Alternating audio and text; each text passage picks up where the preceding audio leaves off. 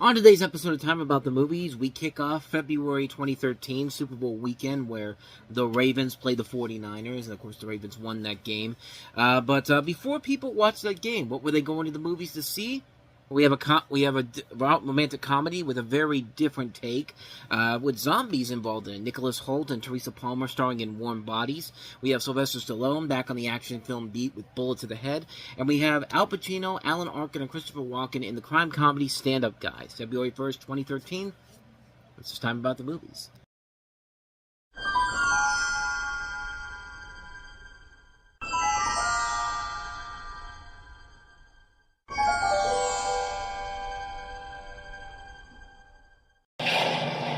Corpses do not think. They do not bleed. They are incapable of remorse. Nice watch. I don't want to be this way. I'm lonely. I'm lost. Wait, I'm literally lost. I've never been in this part of the airport before. I want to spend my life with a girl like you. Say something human. Nailed it. Dad, he saved my life. I don't understand, but he's changing, and he's learning to be human again. Don't be creepy, don't be creepy. Oh, man. Shoot on sight. We're their food source. They are not becoming vegan. If you say warm bodies, Be dead. it's too much. Rated PG-13, February 1st. And welcome to Time About the Movies. Today we are taking a look at the first three films of February 2013. And we start off with our first film, Warm Bodies, which focuses on the development of a relationship between Julie, played by Teresa Palmer, a young woman, and R, played by Nicholas Hoult, who's a zombie, and how their eventual romance develops throughout. The film is noted for displaying human characteristics and zombie characters and being told from a zombie's perspective. As you can tell from the trailer early on, he kind of starts off like a regular zombie, doing the whole brains and all that type of stuff, not really having a vocabulary, but as the film goes on, he starts to talk more like the humans do, and that's one of the things I kind of thought was pretty interesting about this film. But I did really enjoy this movie a lot. It was actually very, very good. I thought it was very cute. I thought it was very creative for what they were able to do. I thought it was an overall solid movie. I mean, I thought Holt and Palmer worked off each other very well. Rob Corddry's given a really good performance in here. They don't really have a whole lot of dialogue to work with because they're zombies, but you buy their chemistry when these two, you buy Holt's chemistry with Palmer, but you also buy it with Corddry as well, even though him and Corddry can't really talk about much because Corddry's obviously a zombie. But if there's some things I have with the flaws of the film, I thought the visual effects overall were pretty good for the most part here. Maybe not flaws just yet. I'll get to the flaws a little bit on it. But I did really like the visual effects on this. I thought the bonies overall were actually kind of cool. They didn't look fake. They actually look realistic and actually looked really, really cool overall when they did that. I thought the comedy was very well done. Jonathan Levine, who made one of my favorite movies of 2011, 50-50, does a great job with this as the director of this movie. The one flaw I have with this film in particular is the fact that it's the way that the zombies change course over the film. They don't really explain why it's because of, Nicholas Holt's feelings for Teresa Palmer's character that all the zombies are changing back into normal beings. I mean, it's just kind of like, it just kind of happens. There's not really given a whole lot of explanation for it. I don't know if it's explained in the book that this is based off of, but I don't know. I don't really know if it was something brought up in the book or not, but like I said, it doesn't really overall ruin the ebb and flow of the movie. It's kind of like the Groundhog Day thing with me. Like, why is Phil Connors always waking up on Groundhog Day? We never find out. We never get an explanation for it, and we don't know how long he's been doing it, but you just kind of accept it because the movie's doing a good enough job that you don't really question it overall. And this movie did a fantastic job with the material that was given to them. It was a solid romantic comedy. It's on that same creative and unique level that something like Shaun of the Dead was 10 years ago, and it really doesn't have any major flaws with it, except the one I mentioned. But even then, this is still a really good movie. And so far, we've had some pretty good films to start this year off here. We've already had The Last Stand, which was pretty awesome, and now this one. And then next week, we'll have another one of my favorite movies of the year coming up. But I'll touch on that at the end of the show. But, yeah, that's Warm Bodies. So let's go ahead and move on to our next movie, and it's Sylvester Stallone joining his pals Jason Statham and Arnold Schwarzenegger in the action movie circuit to start the year off with Bullet to the Head. Let's go to work.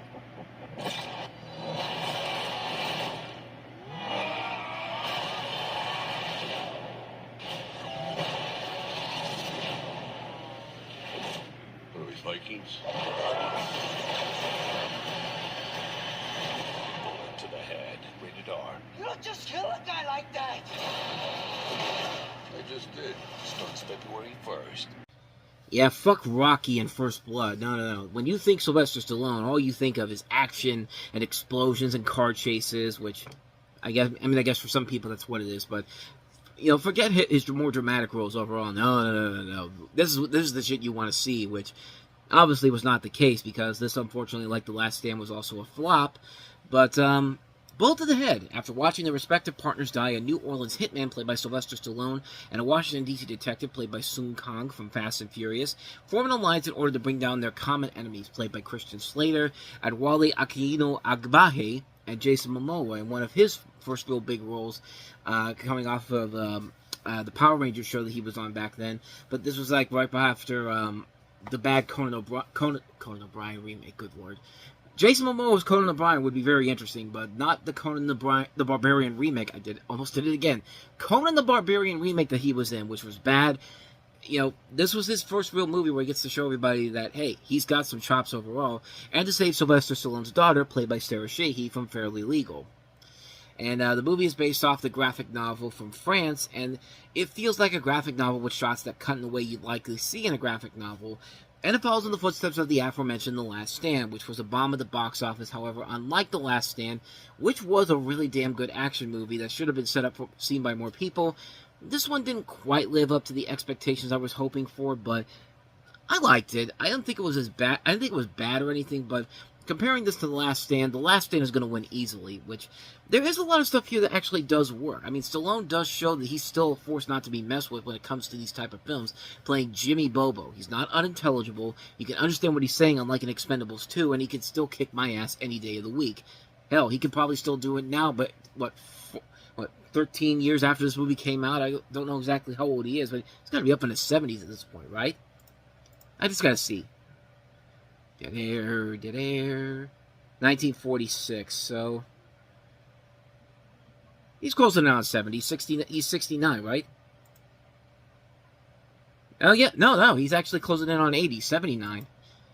So, yeah, there you go, 79 years old. Oh, I mean, he could probably still kick my ass even to this very day, but I like that. I like his chemistry with Kang in this. He's very believable. You can buy their conversations. Like, they don't really work all that well, but they're fine for what they're doing here.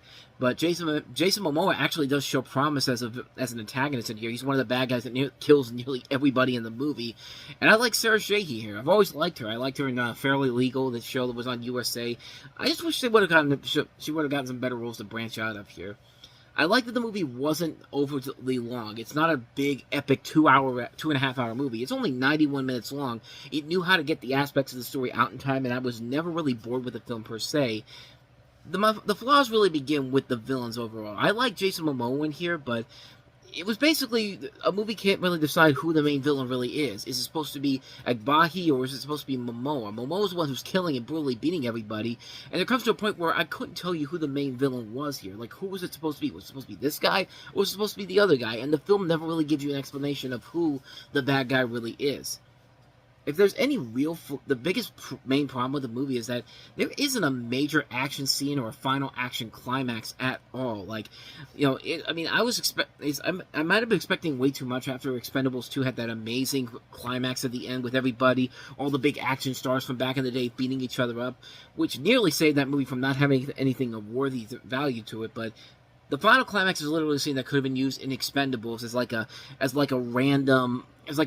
action scene in the middle of the movie. It's really no climax whatsoever. It's essentially a Viking-style fight between Stallone and Momoa, which would be interesting, but not really as the big main ending of your movie. It's just kind of like, what are we even doing with this? It didn't feel like it fit right into where they were supposed to be putting that in. I mean, Bullet to the Head had some good stuff to it. There were some fun, over-the-top scenes that actually do kind of work to the film's advantage, but it's no Last Stand. Last Stand, I think, perfected that all too well. This one is just okay. There's things about it that puts it a little bit over the hump to something that's kind of enjoyable, but nothing that I would honestly say is something that you really need to see. Like, I would only say see it if you're a diehard Stallone fan and you want to see Stallone kicking some ass in this, but other than that, though, there's really no other reason to see Bullet to the Head whatsoever, so take that for what you will. So with that said, let's move on to our last movie that we have here. Al Pacino, Alan Arkin, and Christopher Walken in Stand Up Guys. Is my best friend. Just got back from a long trip. That just get weird? Yes. Kill him by 10 o'clock or you're dead too. What do you want to do until then? I could really party. Hey, no drugs at the bar. It's a prescription. I got the hypertension. I'm retired. Nice work. Those are tense. I threw up in my mouth. Stand Up Guys. Rated R. In theaters February 1st. Directed by the guy who played the Indian guy in Short Circuit, who was not Indian at all. Fisher Stevens directed this movie. This is Stand Up Guys, and I could not honestly tell you right from the get-go what the premise of this movie is. I just know that it's three old actors you're very familiar with. I guess they're doing some kind of thing. One of them was in prison.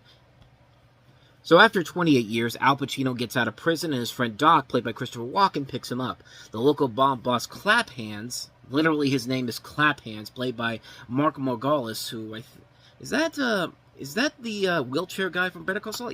Breaking Bad? It is. It is Hector from Breaking Bad. You know, look at me, Hector. Look at me. And then he blows up Giancarlo Esposito, and half of his face comes off. Yeah, that's the guy that's in this movie. I completely forgot that was him. The local mob boss, Claphands, wants Val dead. Claphands' son died in the robbery, and he blames Val, and Doc has until morning to kill him. It's a long night. Val wants to party, and they visit the cat house. Val needs Viagra. They break into a pharmacy, and after midnight, they pick up Hirsch, played by Alan Arkin, their old wheelman, driving the city in a stolen car. They visit the cat house, help a woman in distress bury a body, and eat at Doc's Hangout, a cafe where the waitress Alex is cheerful. Alex being played by Addison Timlin. I don't know. I thought she was younger now. How old is she? Because I've seen her before in other movies, but I'll look it up in just a second here. But the plot again. There we go. The sun rises. Claphands wants Val dead, and Val, who has figured out his own fate, is resigned. Is there anything left to take care of? Yeah, figure out what kind of direction you want to take your movie, because I could not tell you what type of a film this was supposed to be. Like, this movie felt like it was all over the place. Now, I guess she is older. I mean, she's 34 years old. She was on Californication, and she was married to the guy from Shameless, Jeremy Allen White, who is, of course, now on The Bear, just played Bruce Springsteen. So there you go. I just wanted to give you an update on that one, But yeah, this movie's biggest problem is that the direction is all over the place. Does it want to be like a Hangover-esque type of comedy, or does it want to be something in the same vein of a crime comedy, a crime comedy in general? Because you can't really tell what the direction is supposed to be here. You can't tell who's supposed to be what here, and none of these guys really feel like they're part of like an old mob boss crew, like the ones in The Crew. Like, if you ever see The Crew with Burt Reynolds and Richard Dreyfuss and Seymour Cassell, they were at least in the mafia, and they were still doing it after all these years. But this is nothing like that at all. It just really feels like it's all over the place in terms of the story, in terms of the plot, and just does not really have an indication of where they want to go with it. And that's really kind of the major flaw of the film as well.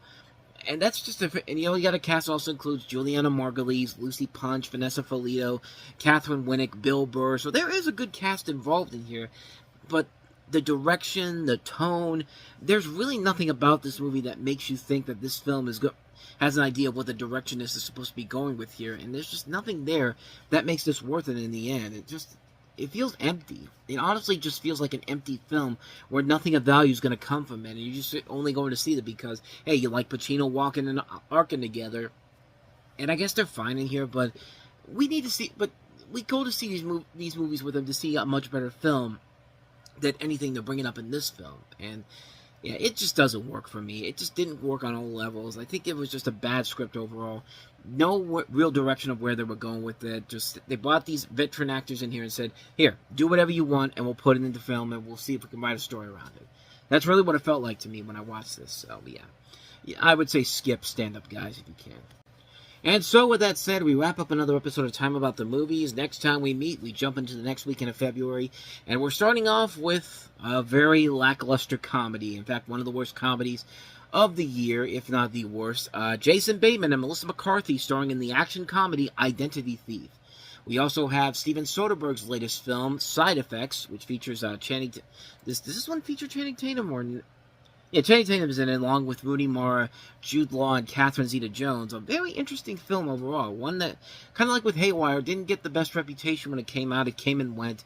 But it's one you want to check out. But we'll talk about that next time. We'll talk about the 3D re-release of Top Gun. I guess they were going to put this out...